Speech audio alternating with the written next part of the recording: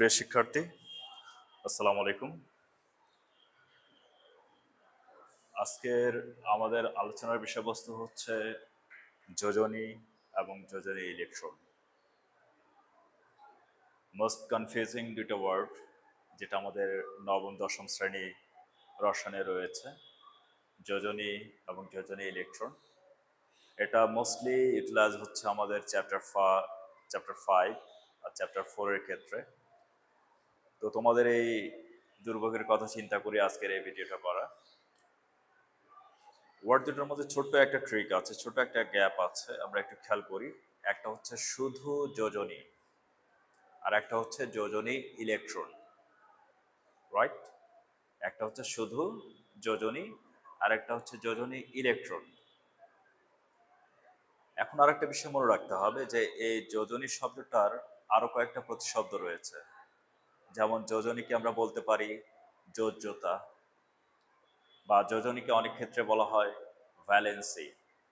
তার মানে যেখানে আমরা যোজনী বলছি সেখানে আমরা যোজ্যতা বলতে পারি, যেখানে আমরা যোজ্যতা বলছি সেখানে আমরা ভ্যালেন্সি বলতে পারি। ক্লিয়ার? এরপর যে টার্মটা সেটা হচ্ছে যোজনী ইলেকট্রন বা যোজ্যতা ইলেকট্রন।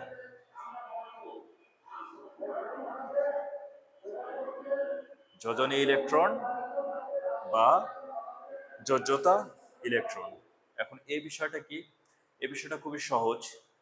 আমি তোমাদের জন্য আগে থেকেই হোয়াইট বোর্ডে কিছু ইনস্ট্রাকশন দিয়ে রেখেছি, তোমরা একটু খেয়াল করো। আমরা এখানে কার্বনের ইলেকট্রন বিন্যাসটা লেখার চেষ্টা করেছি। কার্বনের পারমাণবিক সংখ্যা হচ্ছে 6। কার্বনের প্রথম শক্তি স্তরে 2টা ইলেকট্রন এবং পরবর্তী শক্তি স্তরে 4টা ইলেকট্রন। তার মানে কার্বনের মোট শক্তি স্তর হচ্ছে 2টো। প্রথম শক্তি স্তরে 2টা, পরবর্তী বা দ্বিতীয় শক্তি স্তরে 4টা। কোনো একটা পরমাণুর সবচেয়ে বাইরের যে শক্তি স্তর, সবচেয়ে বাইরের যে শক্তি স্তর, এটাকে বলা হচ্ছে যোজনী স্তর। এটাকে বলা হয় যোজনী স্তর বা যোজ্যতা স্তর। এই যোজনী স্তরে বা যোজ্যতা স্তরে মোট যতগুলো ইলেকট্রন থাকবে তাকে বলা হচ্ছে যোজনী ইলেকট্রন। সহজ কথা, কোনো একটা পরমাণু ডায়াগ্রামে সবচেয়ে বাইরের শক্তি স্তরে মোট যতগুলো ইলেকট্রন থাকবে তাকে বলা হচ্ছে যোজনী ইলেকট্রন বা যোজ্যতা ইলেকট্রন। ক্লিয়ার? এখন আমরা আসি যে তাহলে যোজনীটা কি। যোজনীটাকে আমরা অনেকভাবে সংজ্ঞায়িত করতে পারি, ভিন্ন ভিন্নভাবে সংজ্ঞায়িত করা যায়। যেমন ফার্স্ট কথাটা, কোনো একটা পরমাণুর সবচেয়ে বাইরের শক্তি স্তর থেকে, আমি আবারও বলছি, কোনো একটা পরমাণুর সবচেয়ে বাইরের শক্তি স্তর থেকে যতগুলো ইলেকট্রন বের হয়ে যাবে, মানে কোনো একটা পরমাণুর বাইরের শক্তি স্তর থেকে যতগুলো ইলেকট্রন চলে যাবে সেই সংখ্যাটা হচ্ছে যোজনী।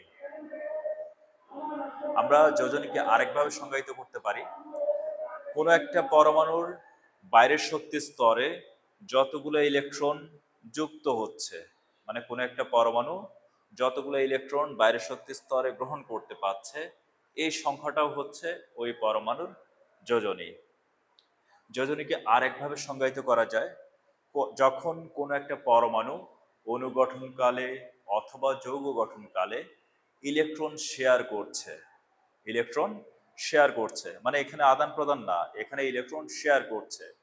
তাহলে যতগুলো ইলেকট্রন বাইরের শক্তি স্তরে শেয়ার করছে এই সংখ্যাটাকেও আমরা যোজনী বলতে পারি, এই সংখ্যাটাকেও আমরা যোজ্যতা বলতে পারি, এই সংখ্যাটাকেও আমরা ভ্যালেন্সি বলতে পারি।